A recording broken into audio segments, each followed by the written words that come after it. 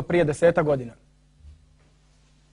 Hi, it's great to be here. I was banned from the UK for the thought crime of defending animal liberation, for saying that animals are not ours to use, wear, eat, or exploit, and that what is happening to them in this war on life is absolutely indefensible. And because of that, they banned me from the UK for life. It's important to know I have no criminal record or association with the underground. These are merely my thoughts, my words, and when they start banning philosophers, you know you're on a dangerous slope to a police state. The reason why they banned me and the reason why they're putting their own activists in jail is because this movement is becoming very effective. They shut down suppliers, shut down buildings, almost shut down the vivisection industry. But this is one of the most important contributors to the economy today. So you can understand that the state response and the corporation response would be absolute repression. Jesu li se metode oslobađanja usavršile? I think the methods of liberating animals have become more effective. That's why we're experiencing repression today, because we have finally learned how to put down our signs and how to really take effective action to stop animals from being murdered, tortured, exploited, and to break into laboratories and take them out if necessary to shut down the contemporary global animal slavery economy. The tactics today are pretty much what they've been for 4 decades now. They're limited to what, on the one hand, I would call pacifism, which is an emphasis on being nonviolent and working in legal, open, and mainstream ways. And the other alternative is what I would call militant direct action, which is often, but not always, illegal, underground, and works to free animals from laboratories by any means necessary. The problem with pacifist approach is that it limits our tactics. I want to expand our tactics. We don't have enough free range of activity, and we don't need a dogma saying that only these tactics work and only these tactics are allowed.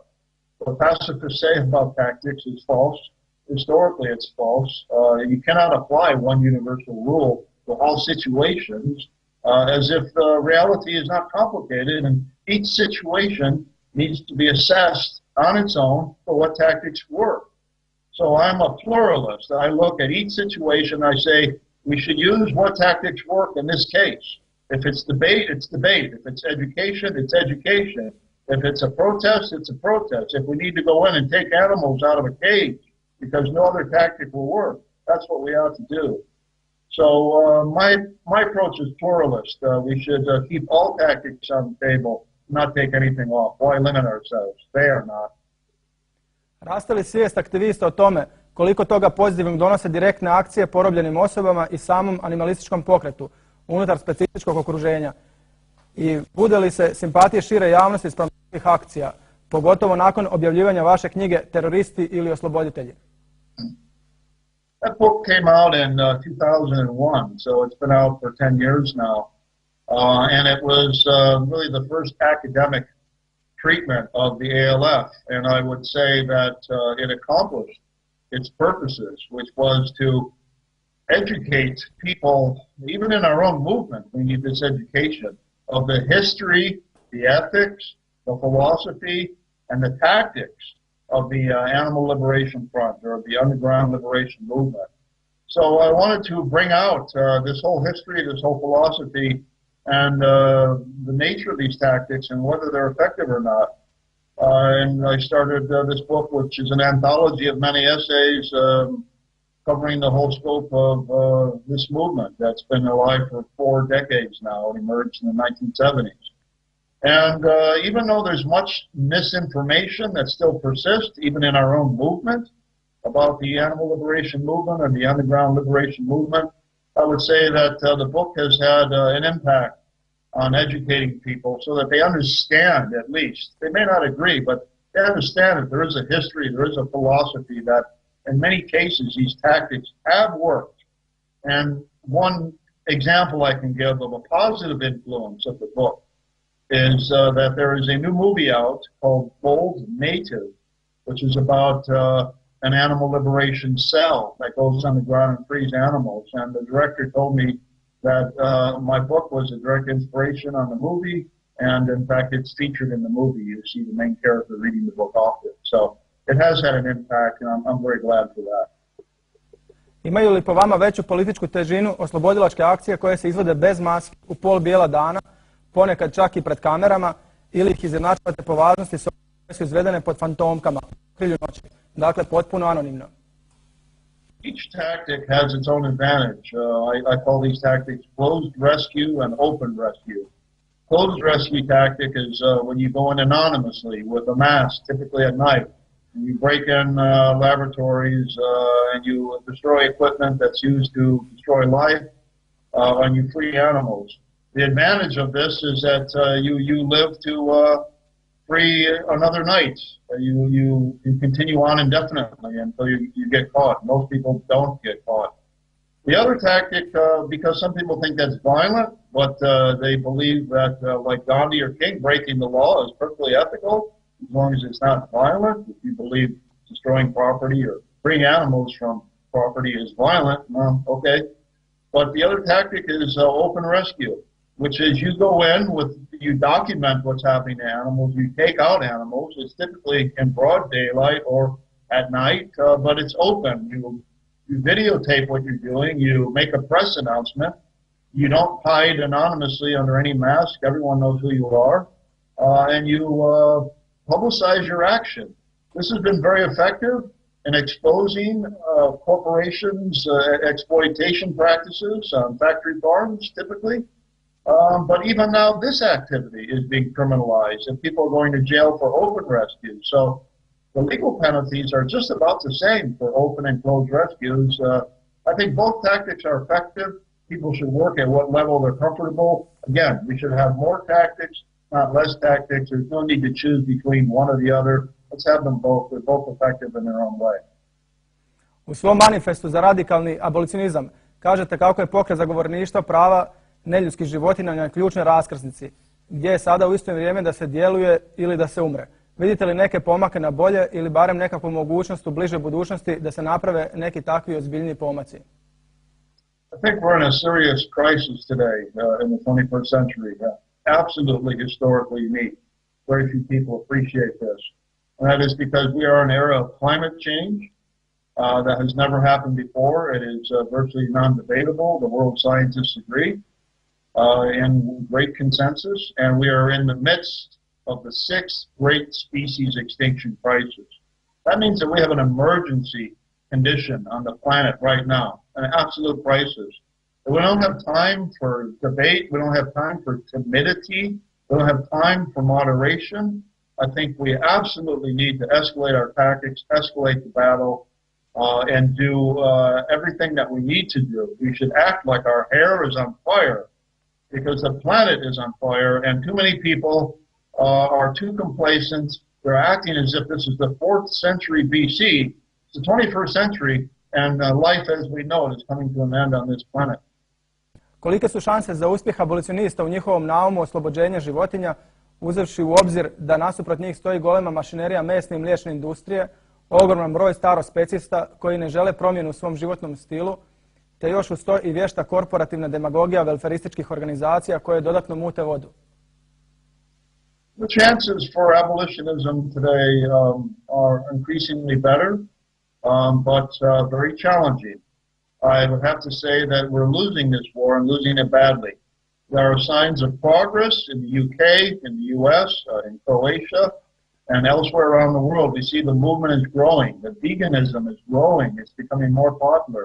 Unfortunately, what's growing more and what's growing and it's completely dwarfing our progress is the consumption of meat and dairy products, the agribusiness industry, the global meat and dairy and egg corporations. They're growing. Meat consumption is growing. So we are losing that battle. Even though we see signs of progress, ultimately we are losing ground.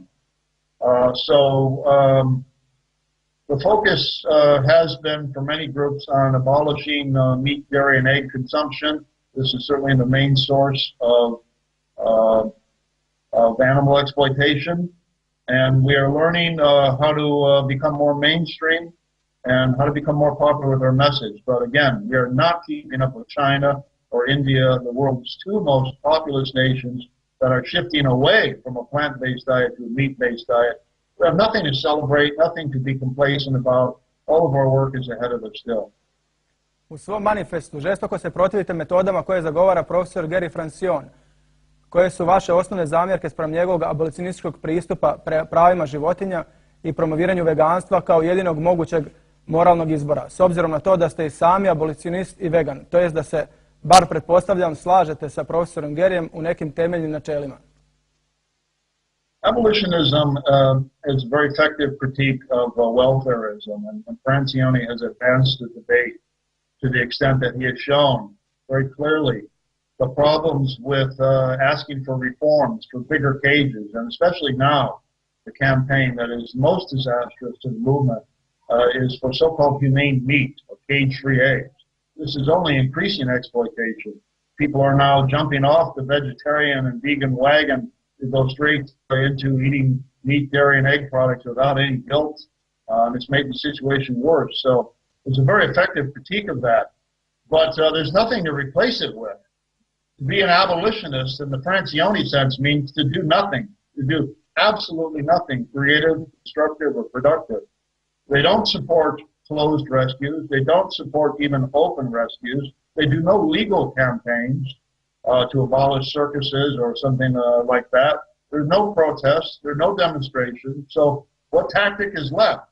Well, what they call vegan education. What is that? Where is that happening? Their vegan education is blogging to the converted and attacking every single person and approach and campaign that is not theirs. So they're utterly divisive and negative. They have nothing to contribute but harm. Whatever positive value there was in Francione is far gone. And if he's not actually on the payroll of the meat, dairy, and egg industry or on the FBI, he ought to be, because he's doing the job for them. He is working to undermine the movement and the effectiveness of very good people. Unfortunately, or rather I should say fortunately, his influence is diminishing. People are starting to see that this is a dead end, like welfareism is a dead end. And there are many ways to be abolitionist that are not Francione. And I've been trying to explore those myself, and there are quite a few other alternative approaches. Very quickly, my approach is social and political, and trying to build veganism and animal liberation into a social movement and not a lifestyle or choice or a form of consumerism, but a social justice movement and ecological movement. Profesore Best, je li po vama moguće istinsko oslobođenje životinja u političkim uređenjima koja su danas na snazi diljem svijeta? Je li moguće osloboditi porobljene neljudske nacije u državama u kojima vladaju bešćutne korporacije, u kojima je na snazi partitokracija, bilo da se radi o demokratskim ili nedemokratskim uređenjima, s kapitalističkim, komunističkim ili nekim drugim totalitarnim predznakom? Treba li po vama promijeniti cijelo društveno uređenje, uvesti neki oblik anarhizma, mogućnost nekog izravnijeg sudjelovanja u donošenju važnih odluka poput direktne demokracije, ili ste radije za prosvjećeni apsolutizam, kako bismo uistinu oslobodili životinje pa naposljetku i same sebe od ovisnosti o njima i njihovom izrabljivanju? I think it's not possible to have animal liberation within the capitalist society. I think capitalism, the logic of capitalism is twofold. Number one, profit, profit, and profit. It's only about profits. And capitalism exploits animals because it's profitable. It could find veganism perhaps just as profitable, or alternative forms of experimenting to patent new drugs just as profitable. But if that were the case, we have another problem with capitalism, and that is that it's short term. It doesn't think about the long term state of the health. It's about the health of the planet. It's about making money and making money now. And that also means this system is unsustainable. And I think this is the most important point. Capitalism is an unsustainable system. It will devour every last resource on this planet and not stop until it does. So we can't have animal liberation if we don't have a planet. We can't have animal liberation if we have an economy. that is unsustainable, and that right now animal slavery is the fuel, the fire for this economy. So instead of talking about animal liberation, I prefer to talk about total liberation, where we need to unite the animal liberation, human liberation, and earth liberation movements. There really is one struggle and one fight, and that is for a sustainable world, a non-violent world, and for a world where all beings are free and all beings have basic rights never to be used or injured or exploited or killed for another being's purposes or profits. Hvala vam na gostovanju, profesore Best, i puno uspjeha u radu. Thank you. Evo,